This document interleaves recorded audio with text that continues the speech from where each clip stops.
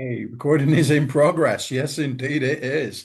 Yeah, woo! That's exciting, isn't it, Stephen? I'm excited by recording. Wait, if that bit at the very start is actually at the very start. But if we were pros, we would cut it out. We don't know how. No, we don't. We don't. But we do know about Slade, don't we, Stephen? Yes, we do. Well, that's the Or do theory. we? That is a theory, Bray Dog. That's what we're hoping to prove or not, as the case may be. Because as we've been trailing for quite some time, this is not a Slade album ranking, but it's a kind of Slade overview of their album catalogue, because there's lots of stuff not on albums. Part one. So we're going to look at the first seven Slade albums, including the one that came out under the name Ambrose Slade, and really just give our thoughts and opinions on them. So let's just dive straight in because people have requested this for quite some time and go, Bray Dog, what do you think of Beginnings by Ambrose Slade? Ah, yes, Beginnings by Ambrose Slade. It's a bit of a curate's egg of an album. There you go. Well done, you.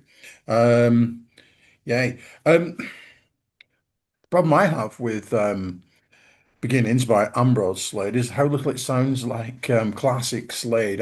But that said, they don't sound like classic Slade either side of the periods when they sound like classic Slade. There's a time, when you th when they hit the zeitgeist, and that's a word I'm going to mention a few times today, when they are discernibly Slade, the Slade that everybody knows and loves. And either side, they were somewhat different than the hit making Slade.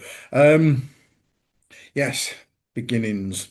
Well, Genesis has got a cool riff. The Mm-hmm. opening song, there is a big noddy shaped kind of vocal hole in that. Which is definitely a problematic. It's really an addictive kind of riff, isn't it? It's really kind of, it's really good. To me, it's the best thing on the album. And there's not that, there's just no noddy. It's for me, and that's twice I've said for me in the last couple of sentences. I sound like a professional football. For me, Clive,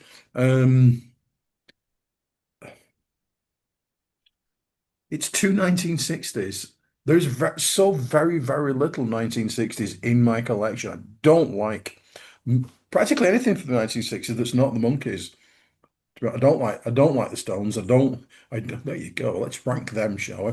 There you go. I don't like the Who. I don't, as I said on the show that went out last week on the UK Connection, I respect the Beatles, but I've never really gone out to buy any of this stuff, and I really hate psychedelic. And like yourself, I really can't be doing with the Doors. So that's a whole decade put to waste, isn't it? There are lots of covers Mm. on this album, and that's a thing of their early stuff, isn't there? I do like Journey's the center of well, somebody's mind.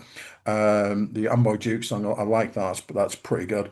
I really dig knocking nails into my house. Really do dig. I like what they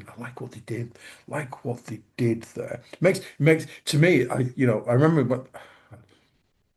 remember maybe not the first time I heard it, but I remember at some point thinking that must be written by Lionel Bart. It must be from Oliver or something like that. I It's not. It's a Jeff Lynne song, isn't it? think that's right. Yeah, I think so. Really, really, really quite interesting. Just to damn it with faint praise. I don't really like the rest of it. It's just too sixty. They're trying to find their voice, and what if you read about Slade, and I thoroughly recommend this book. I do.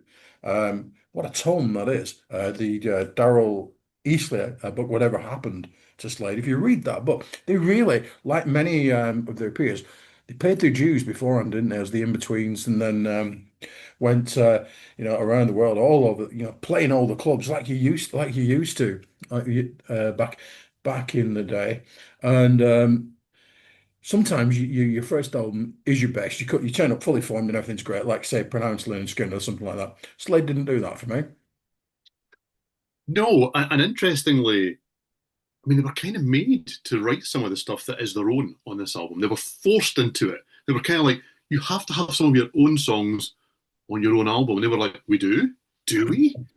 Why? You know, nobody else seems to at this time because I mean this is the late 60s, 1969. I didn't give any kind of trailer at all. 1969, uh, released through Fontana, produced by Roger Wake. Terrible album cover, which the band hated doing the shoot for because it looks as bleak and as cold and as horrible as it does. Um, yeah, this is weird. I mean, not weird. It isn't space rock. It isn't blues rock. It isn't British invasion. It isn't folk rock. It's none of those things. It's kind of all of those things. They have no idea what this is other than a foot in the door. This is basically a way of going, do you know what? We've been offered the chance to record some stuff. Let's record some stuff. But it's not quite the total mess that it might be. And I think, I mean, there's two Stepping Wheel covers on here. That initially kind of makes you worry there's not enough actual ideas. But it really kind of sums up the album for me because everybody's next one, I think that's quite a good version of that song. I quite like that. I quite like a bit of Stepping Wheel, to be fair. And then they do the unthinkable, although maybe in '69 it wasn't. They do Born to Be Wild, Yeah. and it's terrible. It's such a bad version. I mean, it's not a song I love, but it's such a bad version. Genesis, which is an instrumental, as you've said, it's Nodulus. That was the single. That was the Yeah. single. What are we doing here? Nobody seems to know what the battle plan is. They cover Martha, My Dear by the Beatles. Please don't do that. And then they go and cover Frank Zappa, and they shouldn't do that either. But it's all right. Ain't Got No Heart. It's really quite good. It just kind of adds to the overall confusion. And yet, when I put this on, do you know, I can't hate it. It's not a loadable album. There's No. nothing wrong with it. Wrong with it. It just it just isn't what it's meant to be or what it was hoped to be, or and it's no signpost for where we're going to go. And where we're going to go next is 1970. Okay, so this is worth mentioning in the US. This was known as Ballsy, by the way, for anyone in the US going, what is this album? It's released as Ballsy in the US. Equally bad album title. Anyway, 1970. This is Play It Loud. We are now Slade. We're on Polydor in the UK. We're on Cotillion in the US. Produced by Chaz Chandler, who is now managing the band and kind of steering the ship. Go on in, Bray Dog. Play It Loud. What do you think? Wait, like, there's only two covers. Yay! Well, one of which, though, is Shapes of Things to Come, which is a song I absolutely loathe in any version I whatsoever. quite like that. I don't mind that at all. Just, I think you can begin to see where they're going to go um, on this album. I really do like trying to pick out like we do on this show, trying to pick out songs that are key for me. And I really like Dapple Rose. It's a great tune. It's a great tune. It's a big kind of ballad, and Jim Lee's on violin, and Jim Lee can play everything. Yes.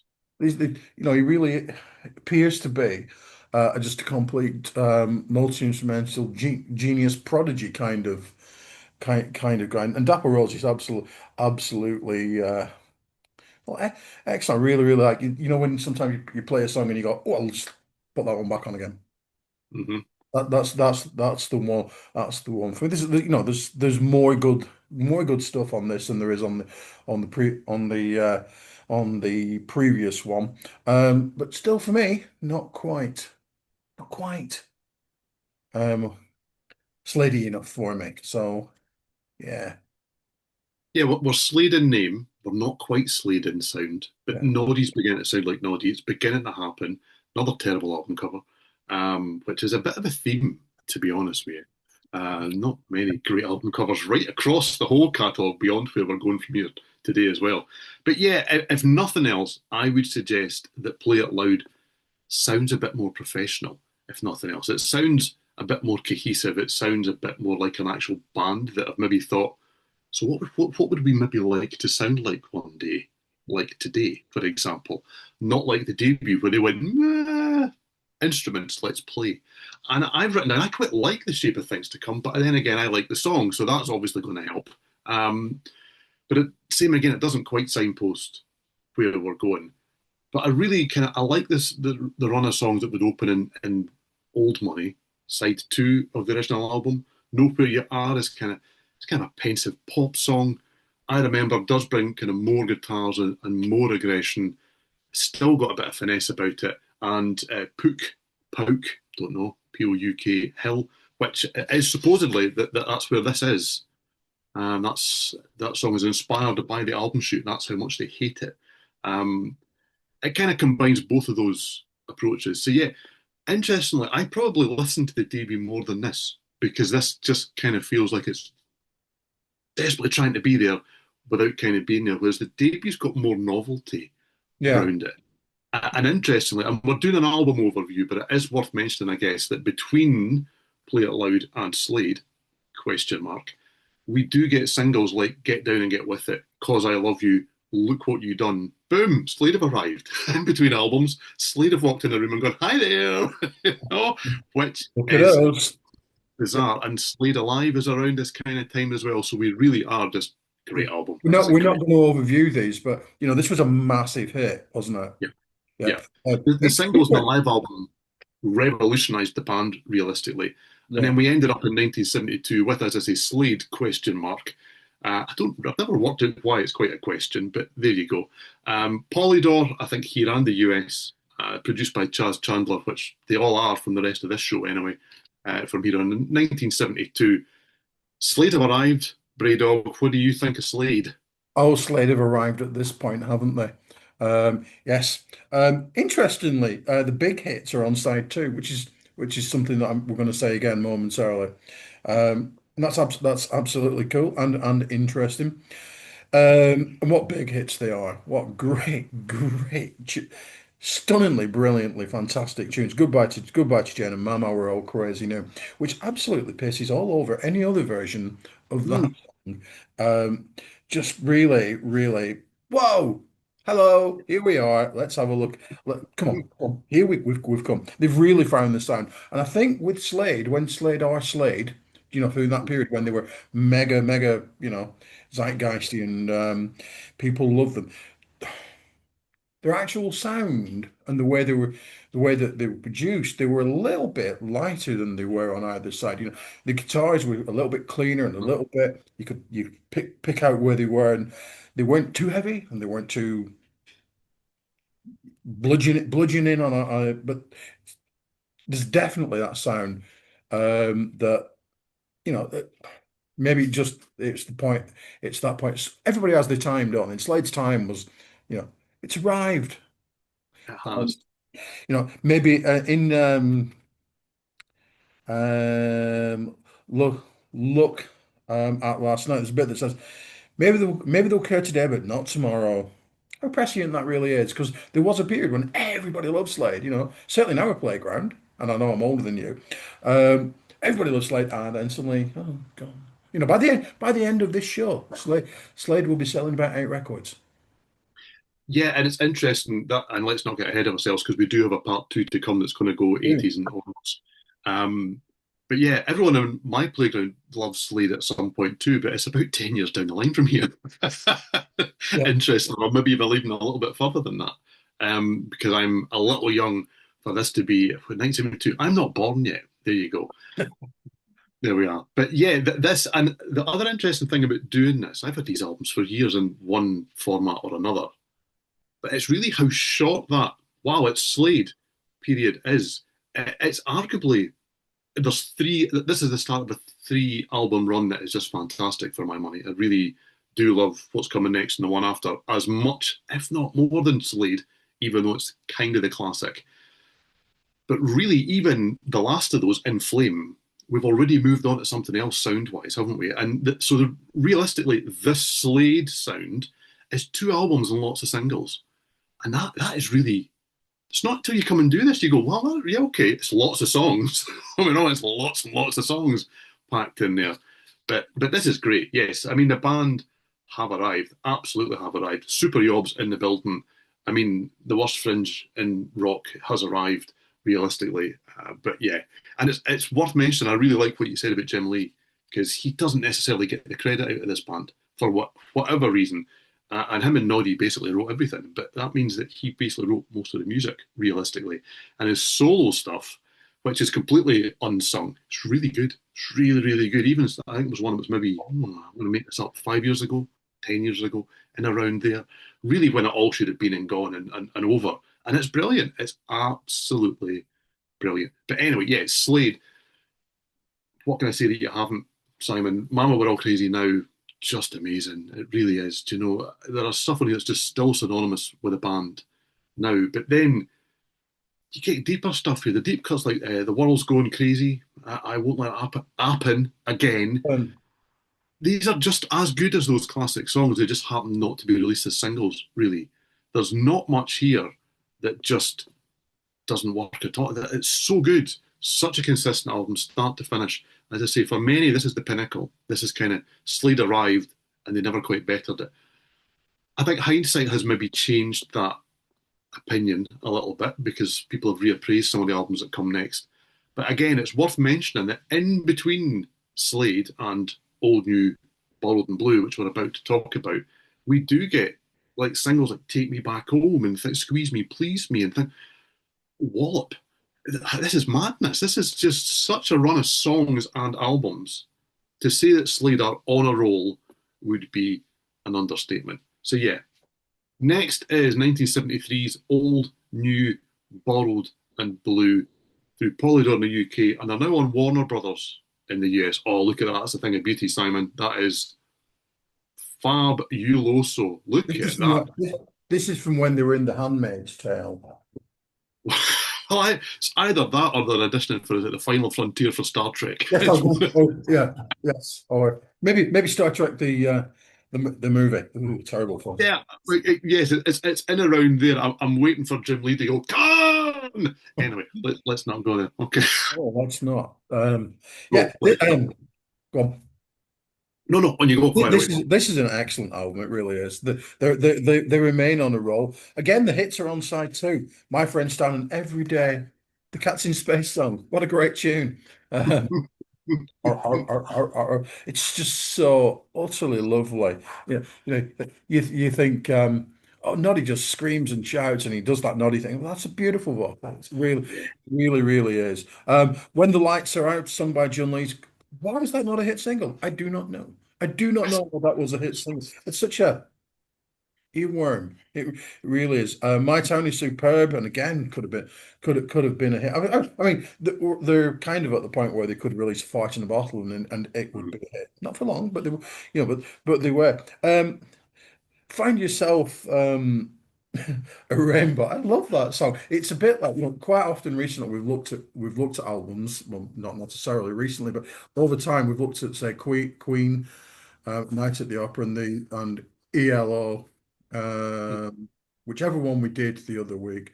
New world record. New World Record. I've brain dumped that since then.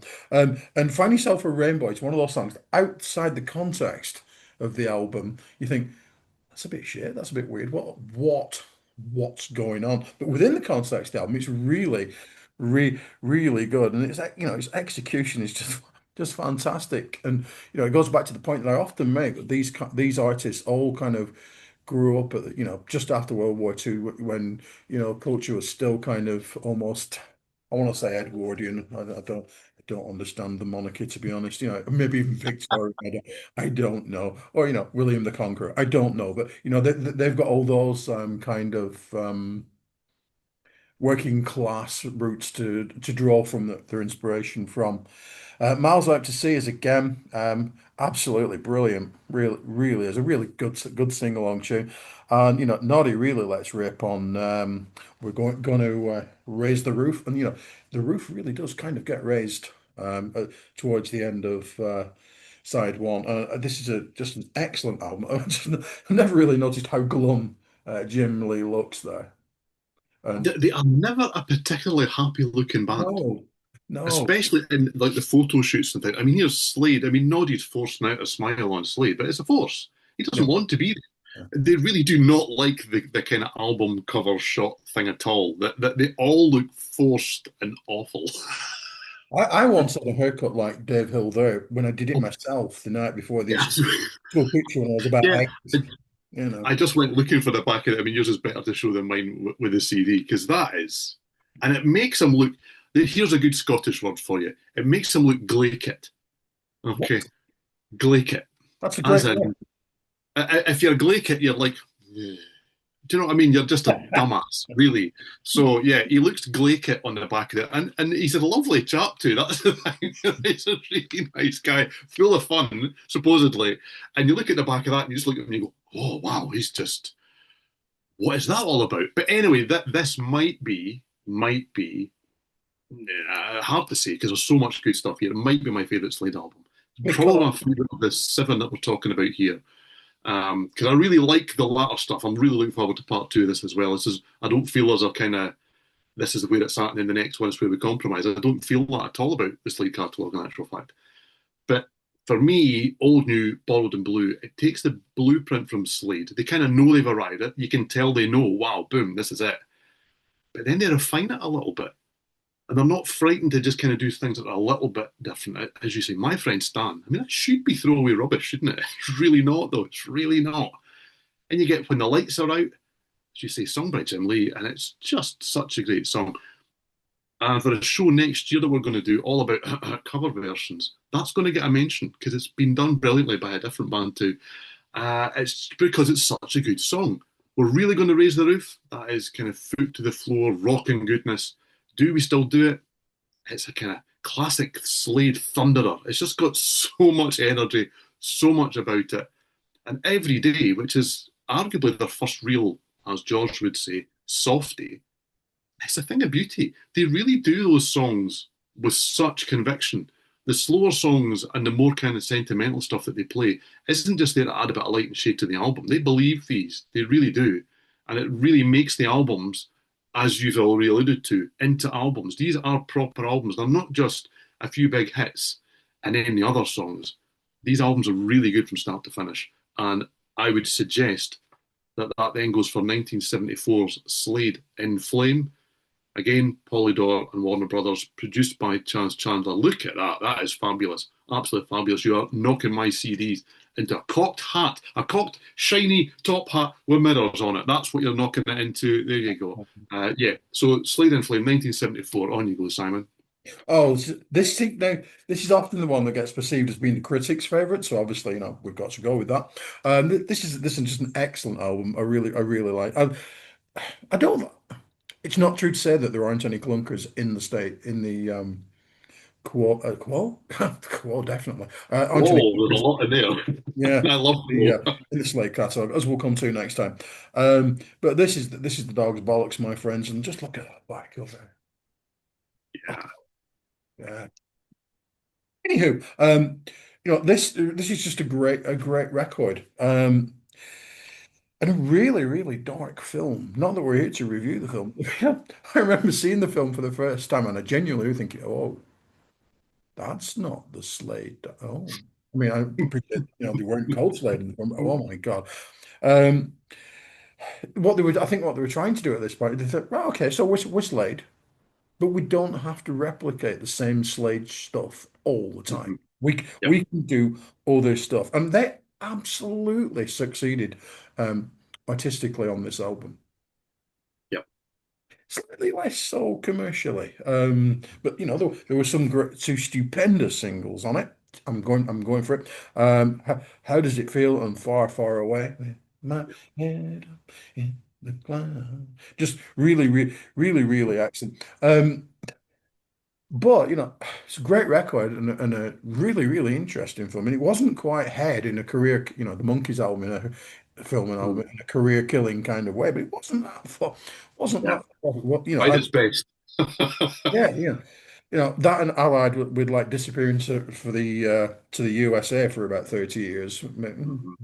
Maybe not the best idea. That said, then Monkeys Can't Swing it is and So Far So Good, really good, cool rockers. And the horns get assaulted more than once now, but standing on the corner, wow, really, what a great record, great record, my friends, great record. This is the classic. We don't want bands to say this, stay the same. They can't just make the same album over and over, and then when they don't, people go, "What is this shit?" This is that is exactly what this is because really, this is when Slade grew up in inverted commas. Because suddenly, this is a much more. It's not a mature album. This is not easy listening, but it is a grown-up album compared to the two that come before. That's not to say the two that come before are throwaway in any shape or form, because I really don't think they are. But it is an honest soundtrack to what is a dark, gritty, bleak, and honest film. So therefore, there's going to be some of that has to slip through into the music, doesn't it? Because otherwise, it just makes no sense as the soundtrack to the film. But that really, people hated the film. People really hated the film because, as you said, Simon, it really, even with hindsight, you look at it and you go, that band's this band? This makes no sense at all. But then when you watch the film on its own merits, it's really good. It's really good. But it's taken maybe up to the last 20 years for people to come around and go, isn't that a classic film? And isn't the album really, really good?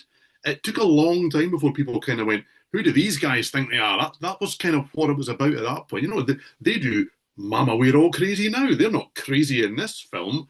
Yeah. There you go. And they open it up with a rocked up ballad. How does it feel? You're initially going, whoa, very brave, too brave.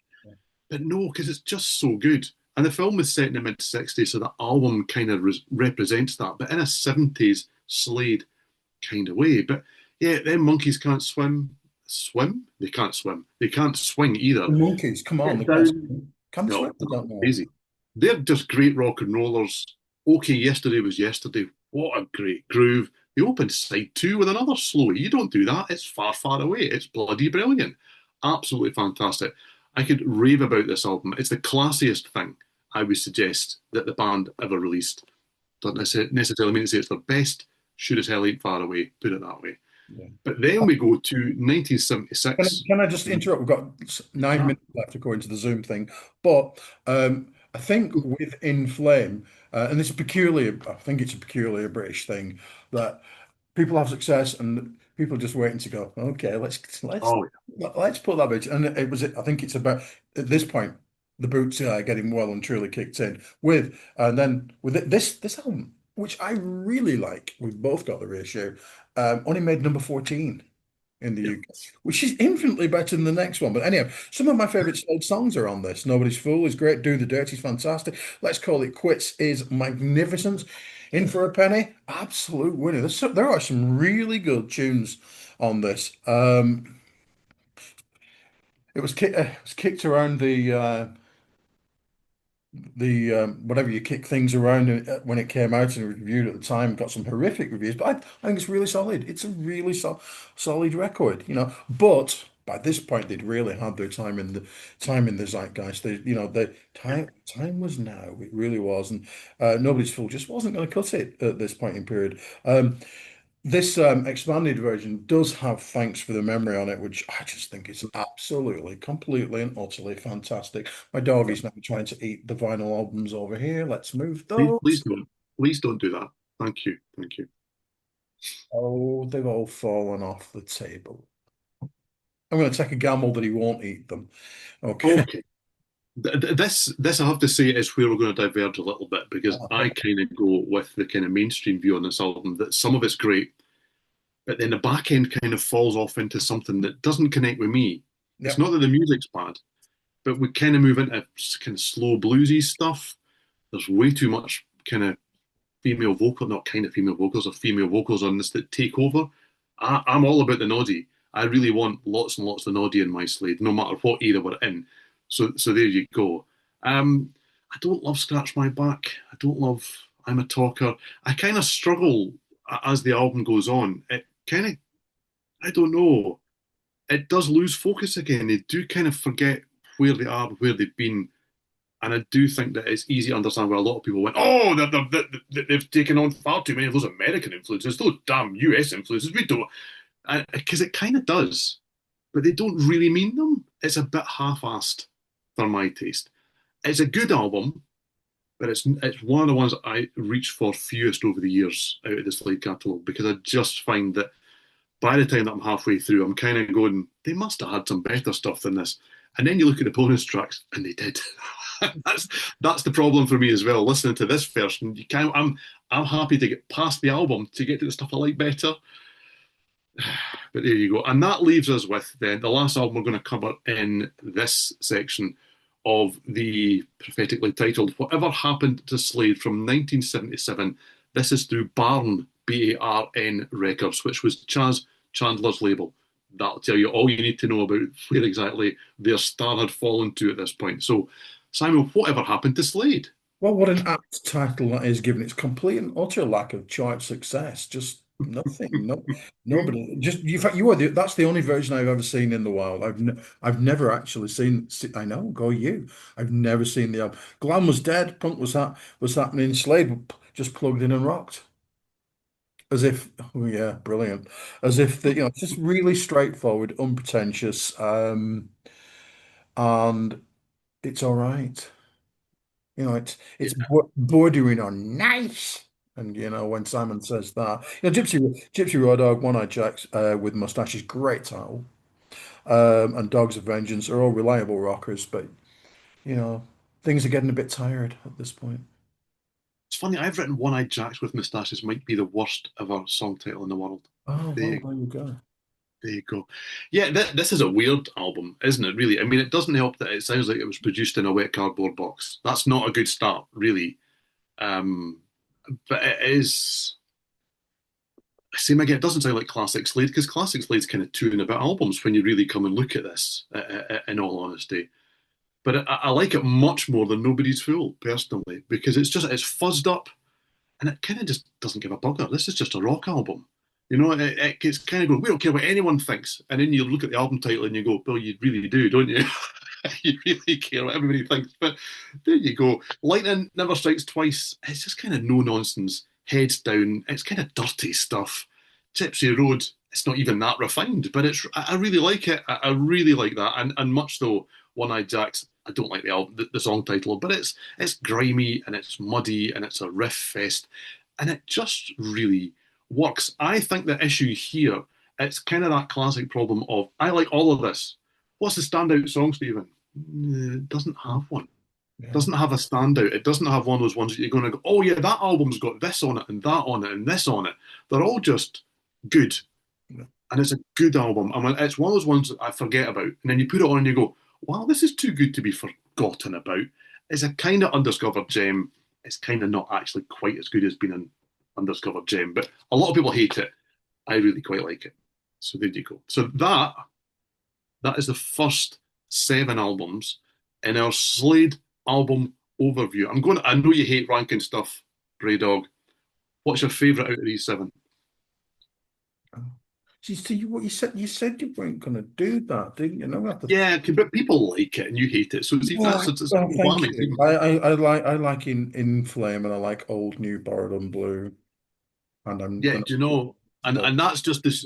I only asked you that question just to show how aligned we are on everything music. Because we're really not, but we are here because those two for me are the pinnacle. Slade is awesome, and it's signpost for what's coming for the next 2 albums. Arguably by In Flame, we're already kind of going over the hill a little bit, but it's just so damn good. It's just so good. I don't care what the kind of main ideas and various things like that are. Excellent. So yes, we will be back anon. I don't quite know where this will fall in the sequence with part 2, which picks up from the Nobody's Ever Heard It Return to Base album right the way through to the end of the Slade album discography. Fantastic. So press the like button, do all that stuff that you remembered really well on the Galahad thing, and I just can't remember. So, There's something about all the damn time. Do it all the damn time. Don't do that all the damn buy that American a coffee or something. Buy his t-shirts. time. Not his actual t-shirts, but No, on that no, box, we've got less than 2 minutes left on the Zoom, so we do. yes, we'll be back in October. Yay! Say goodbye. Yes. Say goodbye. Come on, Bye, say goodbye. Steve. All right.